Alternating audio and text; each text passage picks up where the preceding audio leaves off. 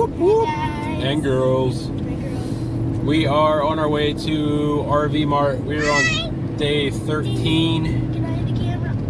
We're on day 13 of camping in a row. We've been taking the girls to school. But it's the weekend! It's the weekend. So we're going to go up 10 minutes away from where we're camping at Circle M. Look out! There is an RV place that's pretty big and has a lot of good deals. So we're going to go up there. More to come. Bye. Alright guys, we are in the Cherokee Limited. It's a 304BS. It's like maybe an exterior kitchen. I can't pull it out. Has exterior speakers. There's 3 slides on this. It does have the nice aluminum steps. This is a Forest River design. So you walk in, huge open floor plan. Humongous 2020 Forest River. Slides. It does have a skylight. This flips out into a bed, but there's also some massive storage underneath there. Huge dinette. Once again, more storage. Drops down into a bed if you need be.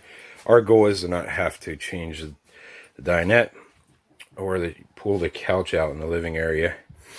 It does have a 3 burner with it's a Furrion. It has a oven. Also has a nice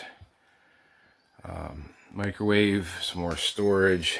I love this for when I'm making food. It's got a pretty decent sized space.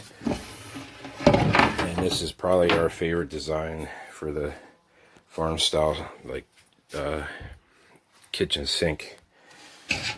What else? And it does have a 30-inch electric heater, which is also important when you're full timing, so that you can minimize your actual propane usage.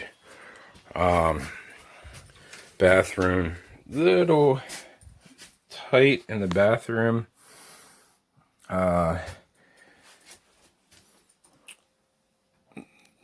can stand up in the shower. Fortunately, that skylight's there, so I can hit. I'm 6 foot tall. I just have to hover the skylight.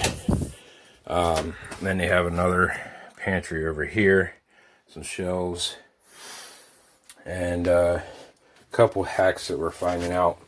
There's a lot of these dead panels where you can actually, if you're handy like myself, you can actually take them out and make doors in them. Then you have both sides and the rear slide. So this is like humongous area. Vera was thinking. We're talking like, let's see, 1, 2, 3, 4, 5, 6, 7. There's probably a good 8 foot of 7.5 maybe. 7.5, 8 foot of open floor space here. Vera was thinking when we have friends over, when Alethea's not with us, that we can make a fort in the middle. Yeah, put a fort in the middle. Both of these couches actually fold out into beds. They have mattresses in them.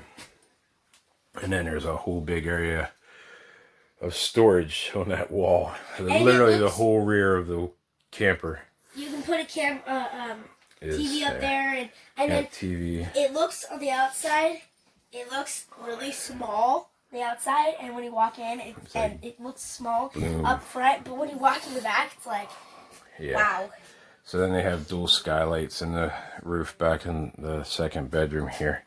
Another cool feature that it has is dual USB power points at every spot on the beds. Once again, dual PowerPoint, which is cool because of the girls charging their phones and stuff. And then there's a power supply on the wall over here. Right there's a dual, and there's another one. And then we go up to the front. So you can see there's a fireplace, entertainment area, already has the mount for the TV, and there's actually a through hole as well, because when you go into, you got both doors on each side of the bed. One thing we're finding is that if you have a huge bedroom in the rear for the kids, sort of sacrifice up front, but they do have a nice tall window with a easy pull down the whole way down to cover it, like so. This has the queen bed. It does have a wardrobe, overhead storage, another wardrobe, and then underneath the bed, which is really cool. Give me a second. This one actually has a nice storage height, and it goes the whole way to the front wall. So you get a little, traditionally just where that linoleum is where your storage is, but this one actually goes the whole way up to the front of the bed, where the bed is. So you get queen bed, so that's 80 inches long, the storage. Once again, you have a power point, and then also dual USB plugs on both sides of the bed. There is a spot here too, the TV backer, where you can mount your TV and have all your wires go through on the other side where the plug is. This one has the AC ducted all through. It is a single AC unit, which to me is somewhat of a downside, because it is and when you get into the real hyper heat, like down in Florida, they tend to struggle. It's a Dometic dual therm, but and then it does have the furnace as well. It's a pretty neat unit. This is something we weren't really looking at, but we just happened to walk into it. This is a 2020 Forest River Cherokee 304BS. So this is definitely one in our list. So yeah, it's really cool. On the outside, we have a leash latch, which we don't particularly need with our 3 dogs, because we have a cage. I built a kennel.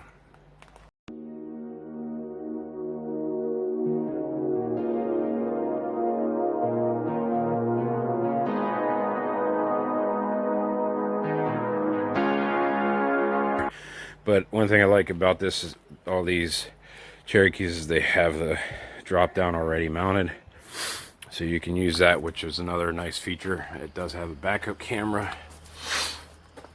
If you're on backup camera,